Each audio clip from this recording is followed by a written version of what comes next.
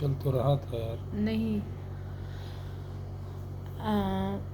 तो बेटा ध्यान दीजिएगा, इसके पहले मैंने अभी बताया था कि इसके पहले वाला जो क्वेश्चन हमने सॉल्व किया था उसमें हमको हाइट भी निकालनी थी और डिस्टेंस भी निकालना था, ठीक है।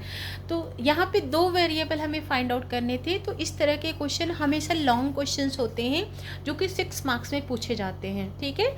तो कभी भी आपको अगर 2 वेरिएबल या कुछ प्रूफ करने टाइप का क्वेश्चन है तो आप समझ जाइए कि ऐसे क्वेश्चन आप 6 मार्क्स में पूछे जाने के चांसेस बहुत ज़्यादा होते हैं, ठीक है। अगला क्वेश्चन लेते हैं। क्वेश्चन है, आंधी आने से एक पेड़ टूट जाता है और टूटा हुआ भाग इस तरह मुड़ जाता है कि पेड़ का शिखर जमीन को छूने लगता है और इसके साथ 30 डिग्री का कोण बनाता है। तो पेड़ के पास बिंदु की दूरी जहाँ पेड़ का शिखर जमीन को छूता है 8 मीटर है। तो पेड़ की ऊंचाई ज्ञात कीजिए, ठीक है। इस क्वेश्चन में मान लीजिए कि BD एक पेड़ है पूरा, ठीक है, आपको दिख रहा होगा। BD एक पेड़ है जो A पॉइंट से क्या करता है, टूट जाता है। तो टूट करके ये जो मतलब BD जो पूरी पेड़ है वो A पॉइंट से टूट जाता है। तो A से AD वाला जो पार्ट है, AD आकर के C को टच करता है। मतलब ये हुआ कि AD should be equal to AC, ठीक है। AD क्या होगा, वो AC के इक्वल होगा क्योंकि यही भाग तो ज़मीन को टच कर रहा है। तो यहाँ पर जो डॉटेड पॉइंट है, डॉटेड पॉइंट ये बता रहा है कि ये पेड़ यहाँ से मतलब टूटा हुआ है और ये ज़मीन को यहाँ पे टच कर रहा है। और जो भाग ज़मीन को टच करता है तो ज़मीन से कितने डिग्री का कोण बनाना है, 30 डिग्री का कोण बनाना है। और ये कितनी दूरी पर है पेड़ से, 8 मीटर की दूरी पे है। तो हमें क्या निकालना है, पेड़ की कुल ऊंचाई ज्ञात करनी है। मतलब हमको BD फाइंड आउट करना है। समझ में आ गई बात। तो माना पेड़ की प्रारंभिक ऊंचाई AD है, मतलब शुरू में आपका जो पेड़ था वो कितना है, BD है। यहाँ पर थोड़ा सा मिसप्रिंट है, BD है, ठीक है। आंधी आने से पेड़ जो है बिंदु A से टूट जाता है। कहाँ से टूट जाता है, बिंदु A से टूट जाता है और पेड़ का टूटा हुआ भाग AD जमीन के बिंदु C पर छूता है। मतलब AD जो है आकर के C पॉइंट पे छूता है।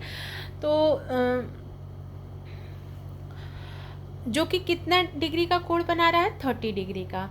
तो अब आप देख रहे हैं कि ABC एक राइट एंगल ट्रायंगल है और यहाँ पर हमको थीटा पता है। अब 30 डिग्री से ये जो एडजेसेंट साइड होगा ये क्या होगा, बेस होगा। और हमें फाइंड आउट क्या करना है, AC फाइंड आउट करना है, ठीक है। और यहाँ पे AB फाइंड आउट करना है, राइट। तो यहाँ पे AB और BC इसमें कौन सा रिलेशन बन रहा है, tan का रिलेशन बनेगा परपेंडिकुलर और बेस में। तो यहाँ पे tan 30 is equal to AB upon BC, AB upon 8 value put करेंगे तो हमको AB इज इक्वल टू कितना आ गया, 8/√3। ये फर्स्ट इक्वेशन बना, AB इज इक्वल टू 8/√3। अब उसी तरह से हमें दूसरा फाइंड आउट क्या करना है, AC फाइंड आउट करना। अभी एक बार हमको AB हमने निकाला तो tan का रिलेशन आया। अब हमें AC फाइंड आउट करना है। तो AC और BC इसमें कौन सा रेशियो बनेगा, कौन सा रिलेशन बनेगा, कर्ण बटा आधार। कर्ण बटा आधार में सेक का रिलेशन बनता है। तो यहाँ पर हम sec 30 degree is equal to AC/BC लेंगे। यहाँ पे सेक 30 का वैल्यू 2/√3 होगा। AC की जगह पे AC ही रखेंगे क्योंकि हमें फाइंड आउट करना है और BC का वैल्यू 8 है। क्रॉस मल्टीप्लाई करेंगे तो AC इज इक्वल टू 16/√3। ये दूसरा इक्वेशन हमको मिल गया। अब आप ध्यान दीजिएगा, हमको पेड़ की पूरी मतलब जो एक्चुअल ऊंचाई है वो ज्ञात करनी है, ठीक है। तो BD इज इक्वल टू क्या होगा, BD is equal to AB plus AD, right. तो AB इज इक्वल टू हमने कितना निकाला था, 8/√3 और AC इज इक्वल टू हमने क्या निकाला, 16/√3।